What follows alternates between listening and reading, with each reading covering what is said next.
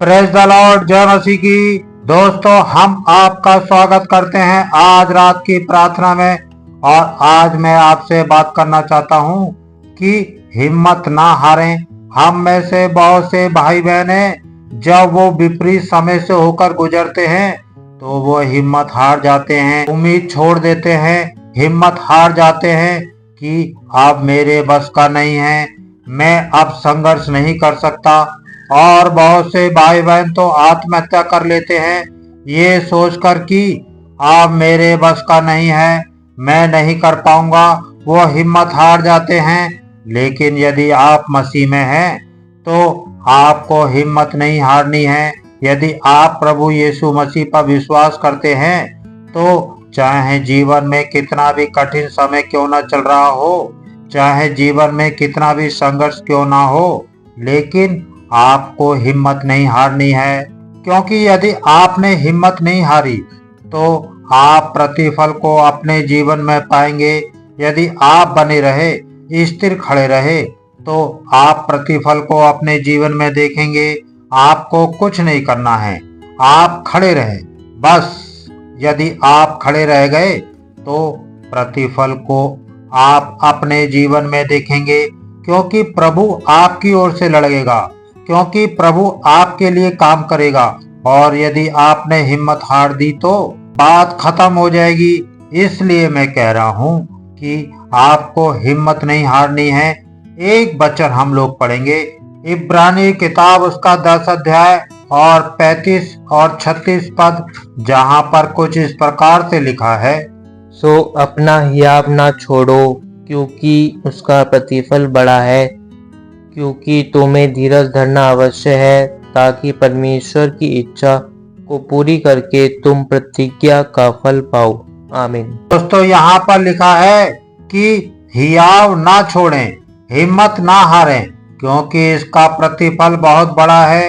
यदि तुमने हिम्मत नहीं हारी, यदि तुमने हियाव नहीं छोड़ा, तो इसका तुम्हें बहुत बड़ा प्रतिफल मिलने वाला है। फिर प्रभु कहते हैं कि तुम्हें धीरज धरना आवश्यक है। जब तुम धीरज धरे रहोगे तब तुम प्रतिज्ञा का फल प्राप्त करोगे। जो प्रतिज्ञा प्रभु ने की है उस प्रतिफल का फल तुम प्राप्त करोगे। अगर मैं अपने शब्दों में कहूँ कि जो वचन पर तुम भरोसा कर रहे हो वो वचन का प्रतिफल या फिर वो वचन तब तुम्हारे जीवन में पूरा हो जाएगा। यदि तुमने हिम्मत नहीं हारी, यदि तुम धीरज धरे रहे, यदि तुमने हियाव नहीं छोड़ा, तब तुम प्रतिफल को पाओगे। परंतु यदि तुमने परिस्थितियों को देखकर, समस्याओं को देखकर, विरोध को देखकर या अनेक प्रकार की परिस्थितियों को देखकर हिम्मत हार दी, पीछे हट गए या छोड़ दिया, तो यही बात समाप्त हो जाएगी। प्रभु फिर अपने वचन को आपके जीवन में पूरा नहीं कर पाएंगे। लेकिन आपको क्या करना है? आपको विपरीत समय में भी विश्वास में बने रहना है। आपको हियाव नहीं छोड़ना है, आपको हिम्मत नहीं हारनी है, आपको उम्मीद रखनी है, उम्मीद बनाए रखनी है, आशा रखनी है।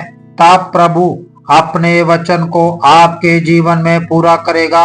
अय्यूब के जीवन में बहुत बड़ी परेशानी आई, लेकिन उसके बावजूद उसने हिम्मत नहीं हारी। दानियल के जीवन में बहुत बड़ी प्रॉब्लम आ गई, लेकिन उसने हिम्मत नहीं हारी। यूसुफ के जीवन में बहुत बड़ी प्रॉब्लम आई, लेकिन उसने हिम्मत नहीं हारी। और जब इन लोगों ने हिम्मत नहीं हारी, तब परमेश्वर ने इनके जीवन में अद्भुत आश्चर्य कर्म को किया। इनकी सोच, इनकी समझ से कहीं अधिक बढ़कर परमेश्वर ने इनके जीवन में काम किया। आज शाम को मैं आपको उत्साहित करना चाहूंगा कि आप भी हिम्मत ना हारें। हालांकि परिस्थितियां विपरीत हैं, रास्ता नजर नहीं आ रहा, सब कुछ गलत हो रहा है। जो आपने सोचा वो आपके जीवन में नहीं हो रहा हो सकता है। प्रार्थना का भी उत्तर नहीं आ रहा है, लेकिन ऐसे समय में आपको हिम्मत नहीं हारनी है। परमेश्वर के वचन पर भरोसा करना है।